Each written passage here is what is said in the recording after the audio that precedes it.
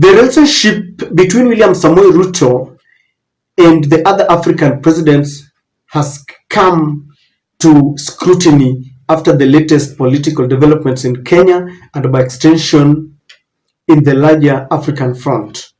If you compare William Ruto and Uhuru Kenyatta, you will realize that things have changed for the worse. When you look at Kenya politically, socially, and economically, and you compare our position now to what Uhuru did to us, you will agree with me that everything is deteriorating. Whether our pride as a country in terms of our shillings. When Uhuru left, our shillings was the giant in East Africa, if I would call it.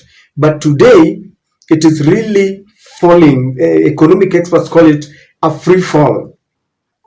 Socially, we have been mocked by other countries. You remember the other day, Madame Suluhu was saying that our country is speaking a lot of English in darkness after we had a lot of rampant blackouts at Jomo Kenyatta International Airport. But that is not enough. When Congo was headed for a presidential election, William Ruto did the most unthinkable when he witnessed the formation of a political military wing that was meant to openly oppose the incumbent Felix Tshisekedi, led by Colonel Nangaa, a political opposition leader that do not read from the same page with Colonel Nangaa, with Felix Tshisekedi. They formed this coalition called Congo River Alliance that included M23, a rebel group that has always fought the Congo main military wing. Congo River Alliance. Our call is specifically aimed at the following group: political parties, civil society organizations and platforms, resistance force and community self-defense forces, armed forces of the Democratic Republic of Congo, community and diaspora leaders. Tshisekedi has failed to manage this one, so he doesn't deserve to be the president. Somehow he doesn't even know that he is the president. Uhuru Kenyatta, it has been rumored, that is the one who engineered and orchestrated the victory of Felix Tshisekedi when he came to Kenya to source for funds for his party, and he was convinced that he was equal to the task. When he went back, he contested and he won those elections. And this was witnessed when Uhuru Kenyatta was going for the inauguration ceremony of Felix Tshisekedi as he took oath for a second time after becoming victorious against all the odds and opposition from people like William Ruto. Uhuru Kenyatta rejected the Kenya Airways and used the Air Uganda, something that really brought a lot of tension in the country, and people were wondering why. So the relationship between William Ruto and Felix Tshisekedi is one that is not really very cordial.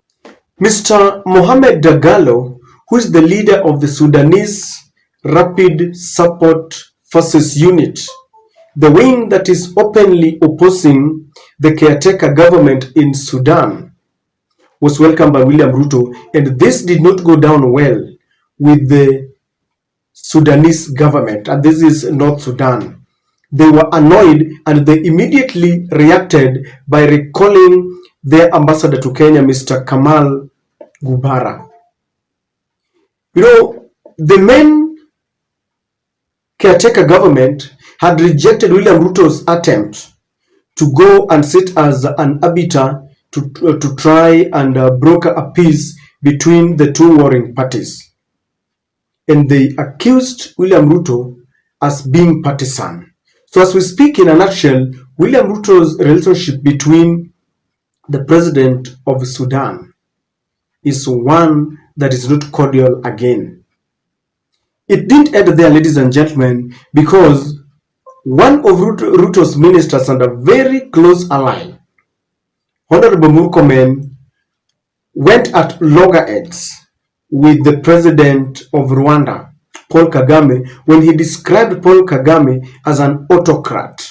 Nao viongozi wa Azimio wameshtumu matamshi ya waziri wa uchukuzi Kipchumba Murkomen kuhusiana na uongozi wa taifa la Rwanda. Kinara wa Azimio Raila Odinga sasa anasema kwamba maafisa wa serikali ya Kenya Kwanza wamezidi kuendelea kufanya makosa ya itifaki na diplomasia na mataifa mengine ulimwenguni. Hanajiri huku waziri Murkomen akionekana kuelezea alichomaanisha kwenye matamshi yake ya hapo jana. Tangu kuanza kwa serikali ya Kenya Kwanza, makosa ya itifaki ya kidiplomasia yanaonekana kushuhudiwa. Maafisa wakuu serikalini wakionekana kuendeleza makosa ya kinidhamu kwenye uhusiano wake na viongozi au hata mataifa mengine duniani. Na sasa waziri Kipchumba Murkomen ameonekana kujiunga kwenye kundi hili. Matamshi yake ya punde zaidi kuhusu Rwanda yakionekana kumponza. Rwanda is not like Kenya. You know, like the president said yesterday in the interview that he had with you, we must live with certain expectations as a country that comes with democracy. Rwanda is autocracy, and there, whatever the president says is the law. A dictator, a man whose word is Alpha and Omega. And this did not go down well with the Rwandese government, and they reacted.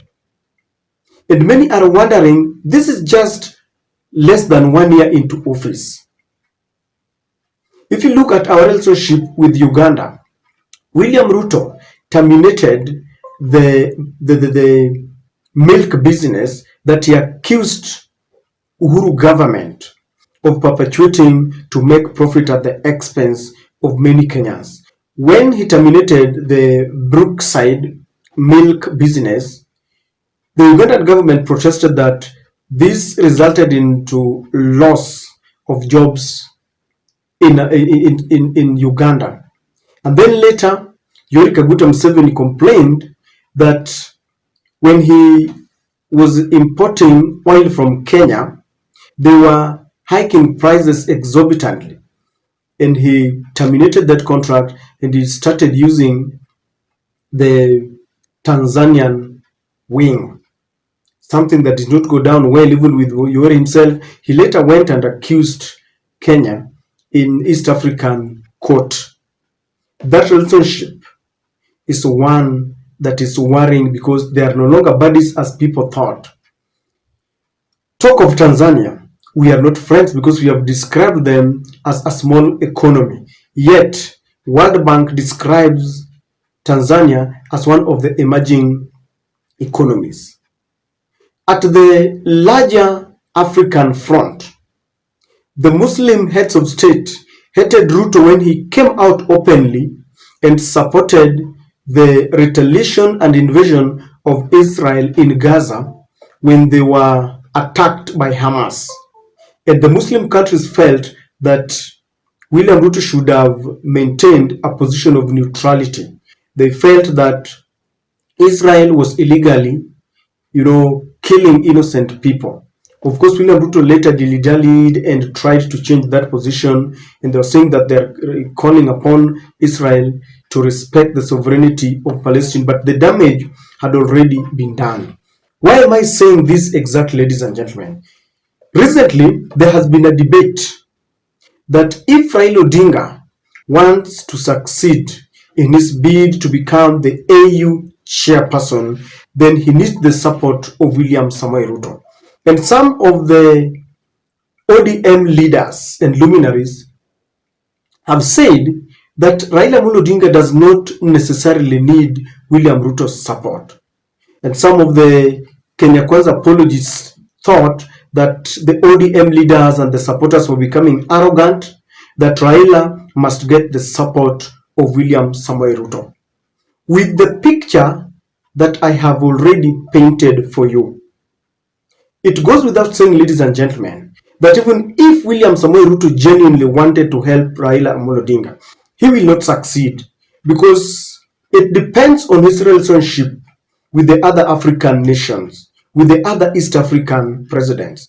For him to go there and convince them that Raila is my candidate, please vote for him. He cannot do that in Uganda because they are not reading from the same page with Yoweri Kaguta Museveni. But Uhuru can because Uhuru is a good friend of Yoweri Museveni.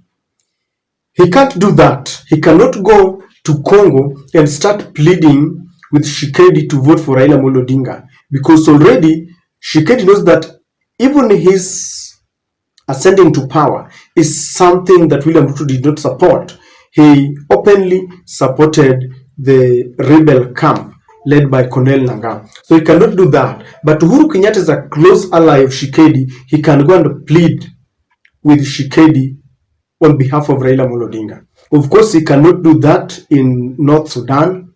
He cannot do that in the Muslim countries that already I know will produce their candidate after he had taken a stand that Israel was rightfully retaliating against Hamas, and he did not see anything wrong with the death. This is a very sensitive topic that I don't want to discuss, but that is exactly what happened. And so my position here is this, ladies and gentlemen. Even if Ruto wanted to help Raila Amolo Odinga, his relationship with the other African countries is not cordial. It is a very sour relationship. They cannot vote for Raila because William Ruto has campaigned for him. They will not. In fact, Ruto's attempt to campaign for Raila will even jeopardize Raila's chances of clinching that seat. If Raila will succeed in clinching the AU chairmanship, then it will be based on his own network, having worked as a prime minister, having worked at the African Union level as high representative of infrastructure. There is no malice intended. There is no pride that I'm trying to exhibit. We are looking at facts. For you to campaign for your candidate, number one, you must be very humble. Many presidents in Africa and in East Africa look at Ruto as a man, a new kid on the block, who has come with a lot of kiherehere. He's full of himself. He found people like Museveni, he found people like Suluhu, but now he is presenting himself and showcasing himself as the mouthpiece in Africa. He's dancing too much to the international tune. He wants to take people to Haiti, accepting GMO, accepting LGBTQ. So these people feel that William Ruto is moving ahead of his time. And this is why they don't like him. So if he makes a step that he wants to campaign for Raila, it will fail. It will be an exercise in futility.